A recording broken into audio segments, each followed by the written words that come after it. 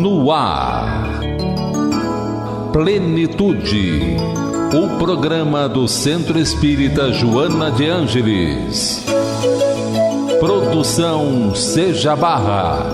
Apresentação Iraci Campos. Olá, queridos amigos, queridos ouvintes, nossos espectadores.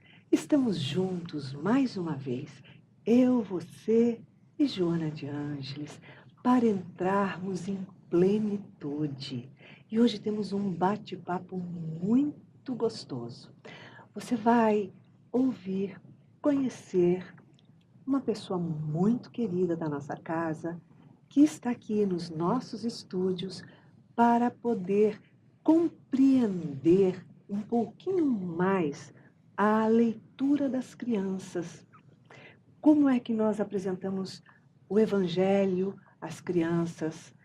Como é que nós podemos fazer as crianças compreenderem a doutrina espírita de uma forma que eles entendam dentro da linguagem deles, no mundo deles? E cá entre nós, mesmo sendo para criança, como nós ainda temos uma criança dentro de nós que dura realmente a vida toda, é uma delícia a gente poder também olhar todos esses livrinhos. Então, aqui nós estamos hoje com Luiz Rivas. Como vai, Luiz? Tudo bem? Seja bem-vindo ao Plenitude. Opa, é um prazer estar aqui. Muito obrigado pelo convite. E vamos conversar um pouquinho sobre essa nova literatura que está chegando para essas novas gerações. É, porque eles têm a cabecinha muito rápida, né? Você veio do Peru, né? Isso. Quanto tempo você está no Brasil? Eu já estou 20 anos e ainda continuo com este sotaque. Eu acho que eu vou levar para outras vidas esse sotaque. Existem coisas que a gente não perde. Não dá. Mas acho que dá para entender um pouquinho. E dá para entender vamos bem, lá. Tá ótimo, é isso aí.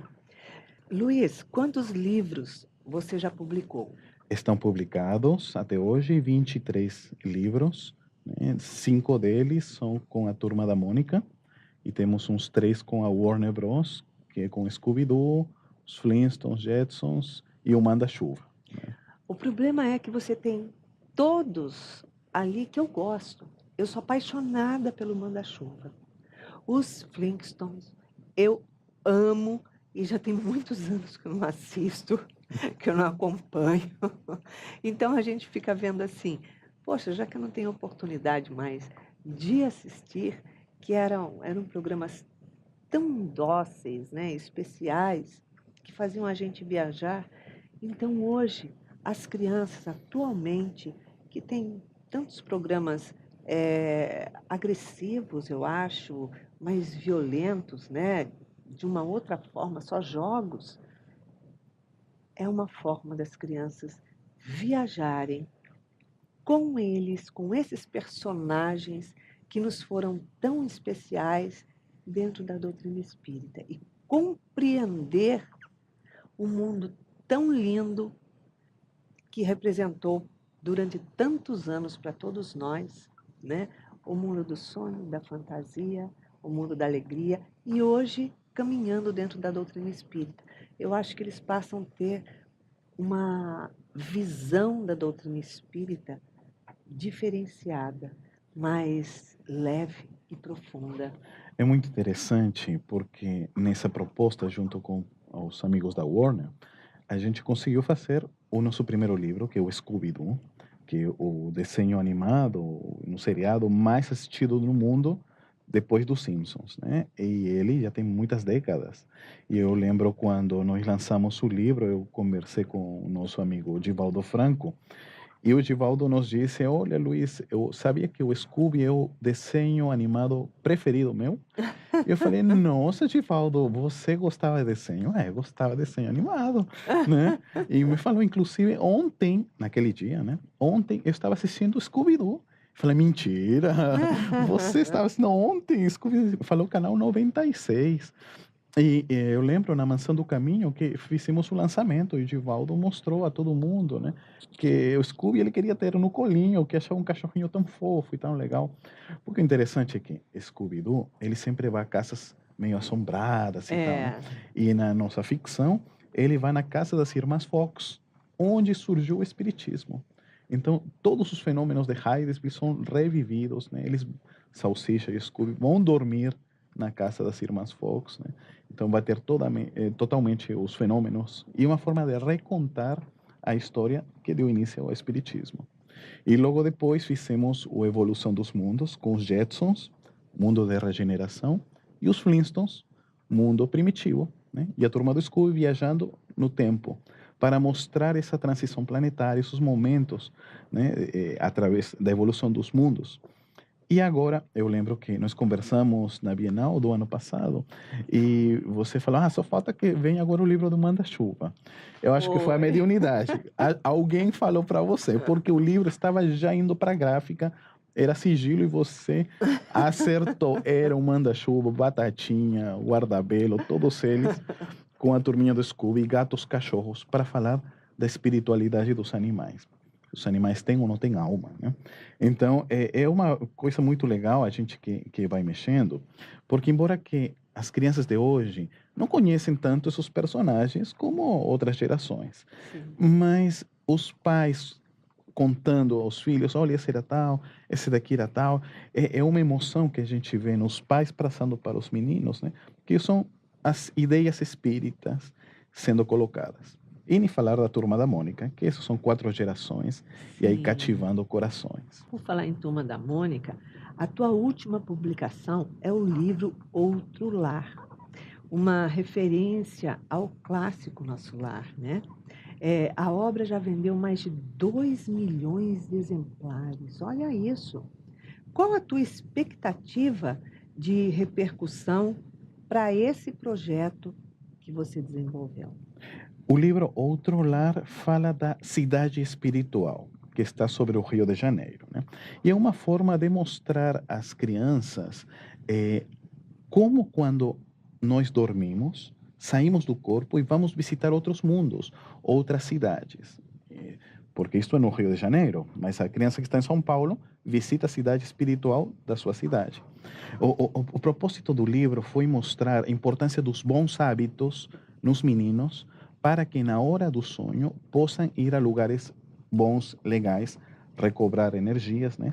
E essas experiências fora do corpo, a gente poder ser úteis, porque muitas vezes dormimos e temos pesadelos, os sonhos que não nos acrescentam. Mas quando você cultiva bons hábitos, meditação, prece, boas leituras, bons filmes, você dorme e pode ter experiências lindas. Então, isso um pouquinho é mostrado nesse paralelo. A Turma da Mônica viaja, vem ao Rio, dorme e vai ao mundo, vai conhecer, vai ter os sonhos, e ao voltar, o primo André faz esse nexo entre o que acontece nos sonhos e o mundo espiritual. A expectativa é poder conscientizar pais e crianças da importância do sonho e o respeito ao tempo do sonho. Eu acho que dentro dessa forma que se afigura, esse outro lar para a criança e para todos aqueles que lerem, eu acho que dá uma outra visão. Porque quando você lê O Nosso Lar, é algo mais sério tudo, mas você fica com aquela impressão, nossa, parece que é meio fantasia, né? Mas quando você pega por essa vertente, né, da Turma da Mônica, você está dentro de uma fantasia. Então você pega esse desenho, essa fantasia, e quando você entra ali, você fala assim, nossa, mas isso daqui podia muito ser verdade. Deve ser. Então você está na fantasia, então daí você entra acreditando que aquilo é verdade, né? É um oposto, então eu acho que isso ajuda muito. É interessante porque para esse projeto foi criado um personagem chamado o Primo André, que é o primo do Cascão. Ele é espírita. Então a Turma da Mônica são crianças, né? E elas têm suas experiências. O Primo André é o que faz o nexo na visão espírita. porque era necessário ter um personagem que faça essa informação, né? Então, no caso, esse foi o material que foi elaborado justamente para esses tipos de livros. Olha que bacana. E qual é o público-alvo? São crianças ou adolescentes? Olha, são crianças, mas nós vemos crianças de todas as idades. Como Turma da Mônica são 4 gerações, tem muitas crianças de mais anos que gostam disso. Esse trabalho é muito, muito legal, porque o texto é nosso, junto com o nosso companheiro Alan Mitchell, e os desenhos e ilustrações do Maurício de Souza. E uma pergunta que muita gente faz, se Maurício é ou não espírita? O Maurício não é espírita, ele é católico, mas os desenhos são feitos por ele e a equipe, né? E faz esse apoio a todo o trabalho do bem, que isso é importante. Que bacana, né? Eu acho que uma realização muito grande. Você fazendo parte de um projeto, você desenvolvendo um projeto, na verdade, fazendo parte de um projeto, que é um projeto de Deus, né? A gente está a serviço. Tá aí o nosso lar e, de repente, é mais difícil você pegar o nosso lar e levar para a criança para que ela se interesse. Agora, dessa forma, é muito mais fácil a criança entrar numa livraria, numa casa espírita, se interessar, querer e levar para o pai, para despertar para o pai, para a mãe, a se interessar pelo espiritismo. É verdade. É outra vertente. A gente Então, fica- são as crianças, os jovens que já estão numa outra era, numa outra época extremamente mais avançada, nos puxando pela mão. Eita. Muito bem. Rivas, André Luiz, Emmanuel e os outros demais personagens do original vão interagir com a Mônica e toda a turma? Na verdade, nós não temos André Luiz e Emmanuel, nós temos o primo André, que pode fazer algum tipo de alusão, mas ele é um primo encarnado, não é um espírito, né? No livro do Chico Xavier e a Turma da Mônica, se menciona Emmanuel e temos o desenho do Emmanuel com Chico, como chama as cascadas, né? A catarata, como chama em português? Fugiu o nome. A cachoeira. Cachoeira, onde Emmanuel aparece o Chico no desenho do Maurício, mas não ele entra como personagem, apenas como parte da história, né? Então, André Luiz e Emmanuel, por enquanto, não estão aparecendo como personagens, somente eles são mencionados ou citados assim. Muito bacana. E a proposta dessa obra mais à frente? Você pretende fazer algum acréscimo, trazer mais um outro personagem dentro desse contexto todo da espiritualidade? Porque tem um legado enorme aí. Temos muito Chico material, deixou, né? muito material. O primeiro livro que fizemos é o Meu Pequeno Evangelho, para falar o Evangelho segundo o Espiritismo. Nossa, esse é fantástico. Com a turminha, né? Ele esgota, quanta gente traz, quanto esgota. Já temos mais de 110 mil exemplares vendidos. Esse é o livro, talvez, muito usado em muitos lares, como para fazer evangelho no lar, né? Inclusive lares não espíritas, né? Interessante isso. Ou com pessoas que não são espíritas. Temos o livrinho com o Chico Xavier, né, que a Turma da Mônica conhece o Chico. Magali em Outras Vidas, para falar das vidas passadas da Magali, porque a comilona gosta tanto de comer e não engorda. Olha que coisa. Vem do passado isso. Olha, todo mundo vai querer esse livro, porque todo mundo tem um pezinho lá. Olha, porque a Magali come, mas de onde tem esse gosto tanto de comer, né? Tem outras existências. E agora o outro lá para falar da cidade espiritual. Esse ano nós estamos programando o próximo livro, que deve sair agora para a Bienal, metade do ano, que a Turma da Mônica viaja para a França, especialmente para Paris, junto com o primo André, e lá vão conhecer os 25 ensinamentos de Allan Kardec. Então vai ser Allan Kardec e a Turma da Mônica. Vamos ter o nosso codificador aí né, sendo os Imagina ele ensinamentos. interagindo com eles, que coisa Olha que fofa. coisa, né? Então, a turminha vai viajar porque ela faz seu turismo, mas o primo André que faz os nexos entre os lugares e Kardec. Ah, E a gente, inclusive, quando estávamos escrevendo, são ensinamentos do Kardec, alguns são conhecidos, mas tem outros que não são tanto. Acho que vai ser muito útil não só para as crianças, como para os pais. E outros livros que irão naturalmente acontecer. A gente fica muito feliz trazer, por exemplo, o Chico. Sabe a necessidade nossa? Quando meu filho tinha 15 anos, eu falei com ele e ele não é contemporâneo do Chico Xavier, né? Porque já desencarnou. E eu percebi que eles veem o Chico como um mito, uma coisa longe, distante. Então foi o jeito de trazer novamente Chico, o humano, né? A bondade apresentar. para as novas gerações. É verdade, é verdade. Então, Você sabe que nós tivemos, algum tempo atrás, na França, em Paris, e nós encontramos uma livraria pequena e, assim, a gente ficou encantado. A gente estava passando, a gente estava indo para a Sorbonne, e uma livraria toda vermelha por fora, e, claro, né, fachada da época, tudo da época. E quando eu olho, eu percebo ali um dos livros escrito Kardec e estampado no livro, um livro antigo, estampado no livro, a foto de Kardec. Ah, mas eu não tive dúvida, eu entrei para a livraria. Entrei para a livraria, a senhora que trabalhava lá, ela era bem idosa, mas muito idosa. Dá a impressão que ela fazia parte do acervo da livraria, né? Tão idosinha que ela era. E o senhor também. E ali dentro tinha um busto de Kardec. E eu comecei a observar os livros que tinham ali, livros que nós nunca vimos de Kardec, que ele escreveu falando de magia, de algumas coisas diferentes. Aí ela contou que ele e o pai dela, eles eram muito amigos e ele vinha nessa livraria estudar. Então ali eles se fechavam, uma equipe reservada ali atrás, e ela foi mostrando para a gente.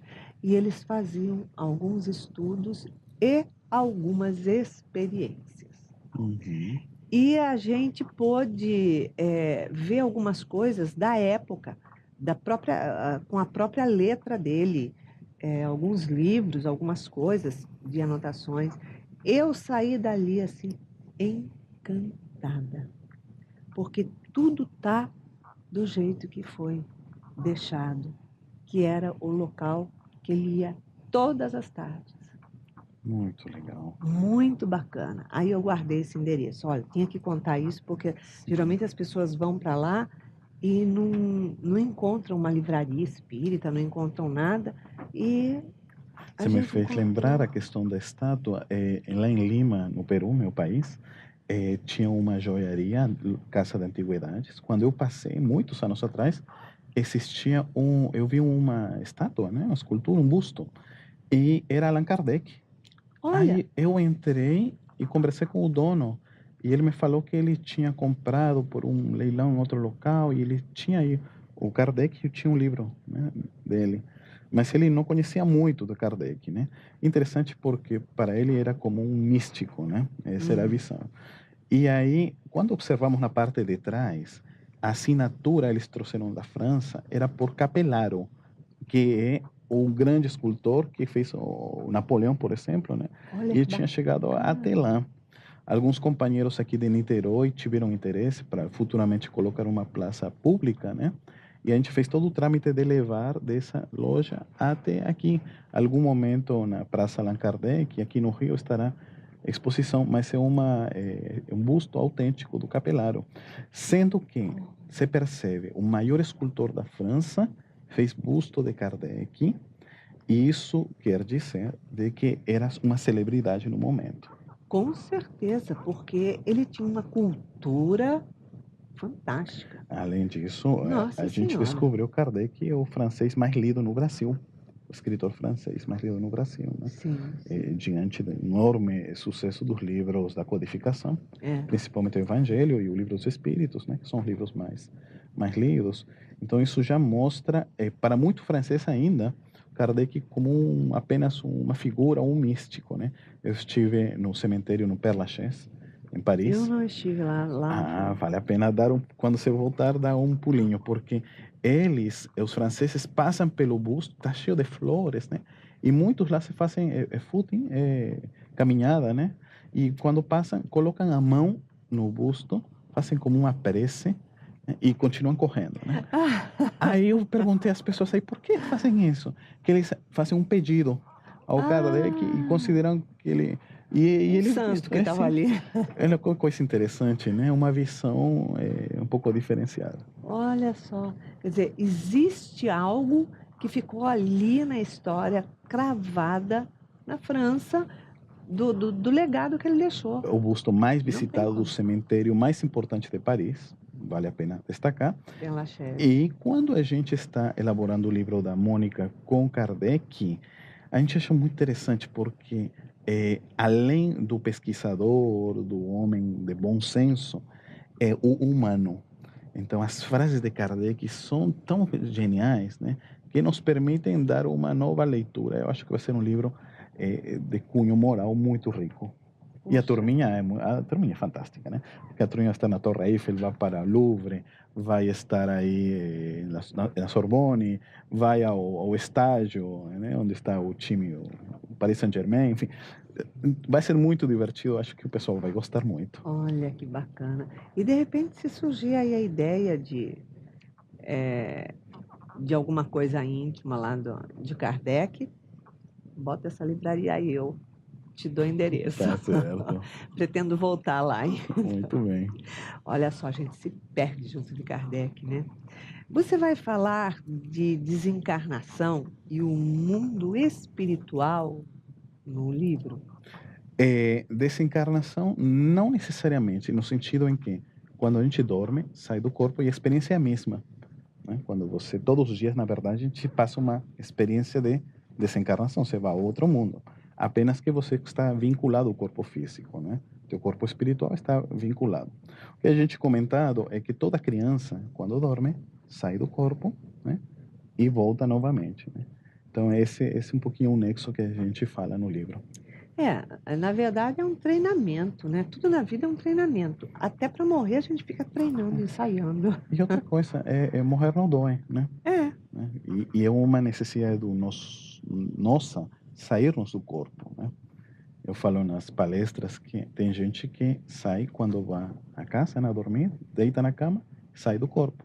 Tem outros que dormem nas palestras, né, e saem do corpo na palestra, mas não é o que vale, não. Exatamente. E é muito interessante porque quando a criança, o jovem, começa a enxergar com naturalidade que existe uma outra parte e que ele é essa outra parte, que é o espírito, e que ele, como essa outra parte, espírito, ele que tem um corpo como uma roupa, que ele veste esse espírito com essa roupa, então eu acho que ele vai ficar mais fácil ele entender que ele vai e volta. Ao mostrar vários pontos de desdobramento, vida nos sonhos, viagens, tem experiência, por exemplo, o Cebolinha, né, conta, né, e a Mônica também, a Mônica está voando, né, então a gente faz um paralelo com a volitação, quando a gente dorme, algumas pessoas sonham voando, né, aí tem a piada, né, Mônica, você que é mais fortinha, para voar deve ser difícil e tal, né, então todos esses joguinhos de palavra, né, a Magali sonha que ela vai a um hospital e ajuda levando sopa, né? O pessoal brinca, você deve ter tomado toda essa sopa, né? Mas a gente fala que no mundo espiritual tem hospitais, que eleva. O Cebolinha imagina uma cidade com uma muralha, né? Aí conta que no mundo espiritual tem cidades que realmente são protegidas porque tem ataques, né? Então, o Franjinha sonha com uma cidade com muita tecnologia. E aí fala, olha, no mundo espiritual tem um aeróbus, né? Um veículo que voa, tecnologia superior. Então, esse tipo de coisas, a gente vai fazendo os paralelos e as crianças se podem identificar, assim como o do Chico Bento e Celelé. Eles sonham, dormem, saem do corpo, né? E tem o mesmo sonho em conjunto. E depois acordam, né? Os mesmos sonhos dos dois. Então aí o primo André fala, olha, às vezes um amiguinho teu pode ter saído do corpo, você sai do corpo e se encontra. Uma experiência muito legal. Então, esse tipo de coisas a gente reforça e com os personagens da turminha e a criança pode lembrar experiências que pode ter tido, né? Porque a doutrina espírita é uma ciência de experimentação. Você mostrando fatos, a criança vê que não é somente uma teoria, uma possibilidade, senão são realidades, revelações do além. Isso é uma coisa muito interessante e vem nos trazendo um despertar, uma consciência diferente, principalmente para as crianças. Mas nós vamos para um pequeno intervalinho e vamos voltar falando da emoção, o que acontece nesse desdobramento. A gente volta já já, não saia daí, porque o bate-papo está muito bom.